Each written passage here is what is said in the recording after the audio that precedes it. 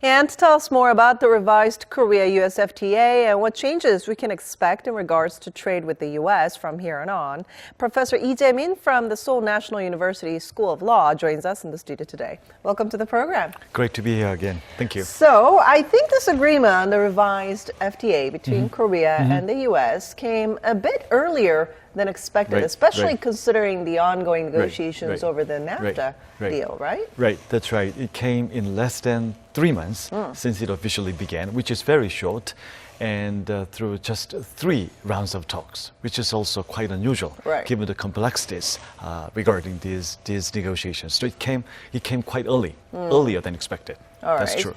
So this agreement is especially notable in that sense because there are some rising trade tensions between advanced economies around the world, including the U.S. and China as well. Right, that's right. The Sino-U.S. trade friction is on the rise, and it may be the case that the United States wanted to deal with the Korean issue first, to reduce the number of fronts that it's facing. So that may have affected why the United States has been relatively quick in dealing with Korea to agree upon the amendment of the Korea-U.S. FTA. So you're saying Korea was kind of in the beginning of the negotiations for the U.S. in this region? Yes. That will be the start of the U.S. Adjustment of its own trade deals in the region, starting with the Korea-U.S. FTA. So we'll have to see what will come out from the NAFTA deal and what the United States will do in its TPP, now called the CPTPP, whether it rejoins the regional deal or not. Okay, because it withdrew from it for now, right? Yes. Now, let's look at the details of the revised deal then. I mean, first and foremost, the revised deal gives more benefits to American automakers. Tell us more about this. Right. So it seems that the biggest winner from this amendment is the U.S. automakers. And Korea has made some notable concessions. The first concession is that Korea has agreed to postpone the elimination of tariffs on its pickup truck. To the United States. So right now, Korea is not exporting pickup trucks, but I heard that Korea is preparing for the export of its pickup trucks to the United States. Right now, the tariff rate is set at 25%, and the original schedule was to eliminate the tariff in 2021.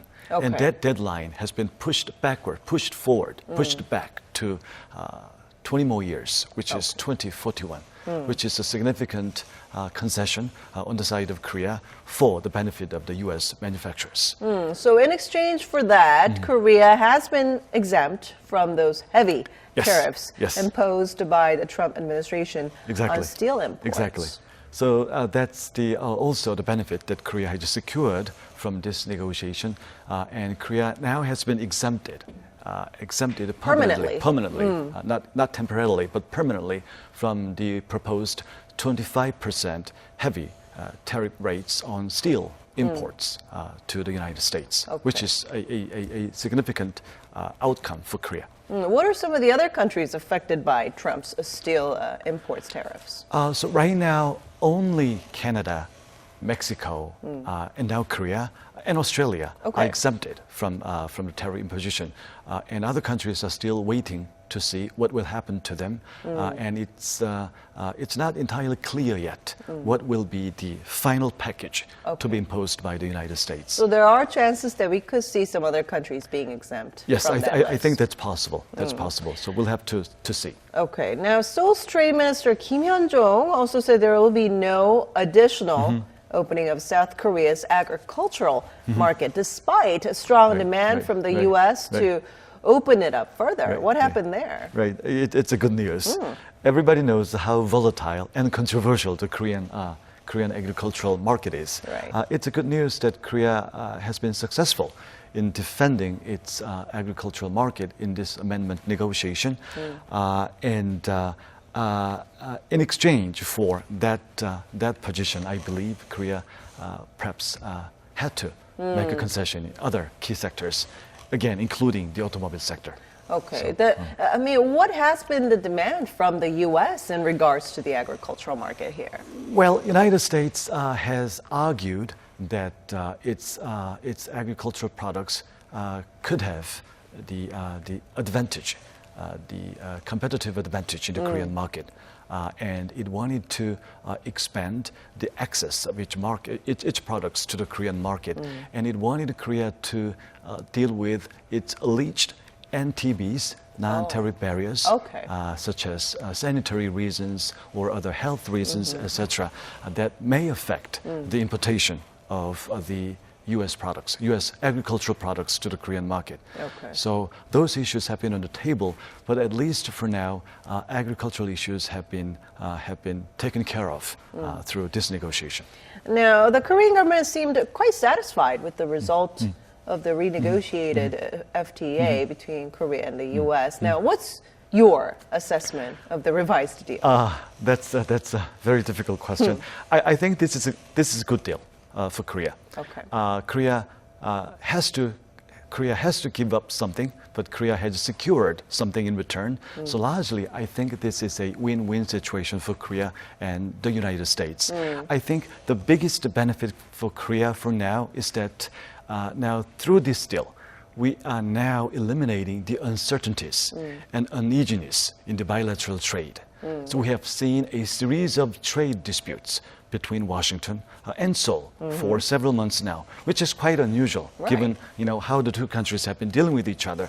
So this is an unusual situation, and now with this deal, we are now able to deal with. Now we are able to move forward and then get away with the unclear situation between the two governments and now in the market as well. Right, because Korea and the U.S. have been involved politically as well regarding North Korea and the upcoming talks with North Korea. But then with trade, we've been moving in different directions. Now, this kind of brings the two countries together. Exactly. This is time for cooperation, at least for now. At least for now. We'll keep our eyes on that. So what impact will the deal have on different sectors from now on, especially on Korea's auto and steel makers?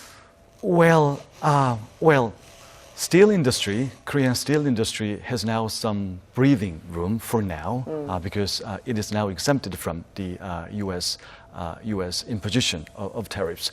But that is just the situation for now. And it is very possible that United States will pursue its trade remedy investigation. Which means anti-dumping investigation, countervailing duty investigation, and again, safeguards investigation against the steel products. It's always possible. So the steel industry should stay vigilant to that situation in the future. So this is not the end of the story, but United States will continue to look into the Korean situation, the situation of the Korean exports to the U.S. market. That is also applicable to automobile industry. So automobile industry of Korea has been under scrutiny by the U.S. government for a long time, and that scrutiny unfortunately will continue, and they will closely look at the development of the Korean exports to the U.S. market. Now, kind of going along with what you said with safeguards, because back in January, Trump approved safeguards against Korean large washing machines as well as solar modules and solar cells. Now, what will happen to those safeguards? Well, those safeguards will continue to remain. Okay. So FTAs, unfortunately, do not have a direct relationship with safeguards it's a or separate story. anti-dumping investigations. So unfortunately, they will remain. Of course, they are closely related. Right. But at least superficially, United States, and for that matter, Korea too, anti-dumping investigation is one issue, one matter. But FTA negotiation is quite another. So in that respect, unfortunately, the safeguards will continue to be imposed on Korean large washing machines and solar cells. Okay. Now, there has been growing fears over a global trade war between world superpowers. But with the closure of renegotiations on the Chorus FTA, can we say, I mean, is it fair for us to say that there are now reduced risks, trade risks stemming from the United States for Korea? I would say so. This is a good development. But again, just for now. And we will have to be careful in dealing with the United States, and largely in dealing with the protectionism from not only from the United States, from other countries as well. And unfortunately, the tendency of protectionism is spreading continuously. And as long as we have that tendency, I think, unfortunately, the trade friction or trade restriction will continue to be imposed, continue to be explored and then imposed, including products from Korea, unfortunately. So good news for now, but this is just the beginning of the long saga from now onward. Right, because it's especially concerning considering that Korea exports so much stuff to the U.S. compared to how much U.S. exports to us, right? So what are some of the countermeasures you think the Korean government could come up with in order to deal with whatever is ahead of us? One way to address the situation is to pursue the legal options available under the FTA now and available also under the WTO. But legal options are possible, but there is also inherent limitation. And the best way, or one way we can explore, is that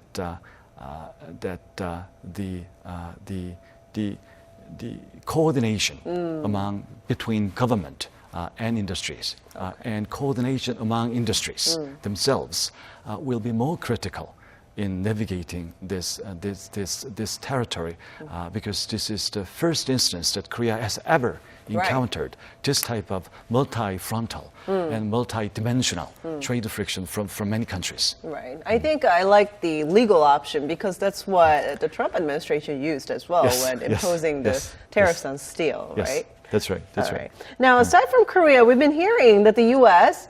has been preparing to get some negotiations under its works with other countries around the region. In fact, the Wall Street Journal reported on Monday that the U.S. and China have been having behind-the-scenes trade negotiations to get more American access to Chinese markets. That's right. China and the United States are now on collision course in trade issues. United States is now imposing about $6 billion penalty on exports from China. Wow. And China is responding in kind. So this is a direct confrontation between two supergiants in the global trading system. And this is a significant development, but at the same time, they know that they will lose at the end of the day. So I think probably the two countries will try to negotiate, try to work something out, and that's maybe something that's happening now, and that's what is being reported by Wall Street Journal and others. So I hopefully the negotiation can work, could work between the two countries, and then they try to find some common ground so that they can avoid direct collision between them. It's still going to be a long way to go. Long way to go. Yeah. Long way to go. All right. Thank you so much for your insight today. Great to be here. Thank you.